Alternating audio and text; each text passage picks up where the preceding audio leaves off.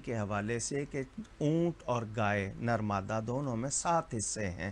ایک شخص اپنی طرف سے پوری گائے کرنا چاہتا ہے کر سکتا ہے، وہ 7 حصے اپنی طرف سے کر لے، اور چاہے تو برکت کے لیے ایک رسول اللہ صلی اللہ علیہ وسلم، صحابہ، اہل بیت، ازواج مطہرات رضوان اللہ علیہم اجمعین اپنے والدین میں وفات پا گئے ہوں، عزیز و اقرب، ان کی طرف سے بھی کر سکتا ہے.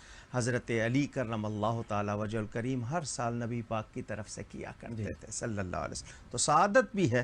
تو اگر وہ اور حصے دار نہیں ہیں تو ایصال ثواب کے لیے کر لیں، اس میں شامل کر لے، برکت کے لیے والدین کو یا جن بزرگوں سے محبت عقیدت رکھتا ہے ان کی طرف سے شامل کر لے، ورنہ باقی سارے حصے بھی اپنی طرف سے کر ٹھیک. لیں. اچھا، یہ ایک تھوڑی سی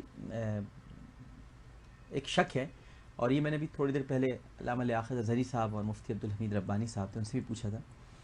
علامہ صاحب، یہ پتہ نہیں چل پاتا ہے جو پیسے ہیں، مطلب ٹھیک ہے ہم تو یہی سمجھتے ہیں کہ حق حلال کی کمائی ہے، لیکن کبھی کبھی اشتباہ رہتا ہے کہ کہیں کوئی غلط پیسے نہ آ گئے ہوں. تو چلیں اپنی قربانی تو سمجھ میں آتا ہے کہ ہم نے کر دی، اب جب نبی کریم صلی اللہ علیہ وآلہ وسلم کے لیے ہم سوچ رہے ہیں تو کیا یہ بہتر نہیں ہے کہ ہم پہلے یہ دیکھ لیں کہ جو ہم پیسے لگا رہے ہیں یہ بالکل ہی جائز ہیں، بالکل حلال ہیں، اس میں کہیں بھی حرام کا 1 روپیہ نہیں شامل ہے، پھر سرکار کی بارگاہ میں اس کو میرا ایک سوال تھا اگر اس میں. نہیں، بہت اچھی بات ہے. فتویٰ اور ہے، تقویٰ اور ہے. صحیح، ٹھیک ہے. فتوے میں گنجائش ہے، تقویٰ میں نہیں ہے. نہیں ہے، ٹھیک، صحیح. جی علامہ صاحب.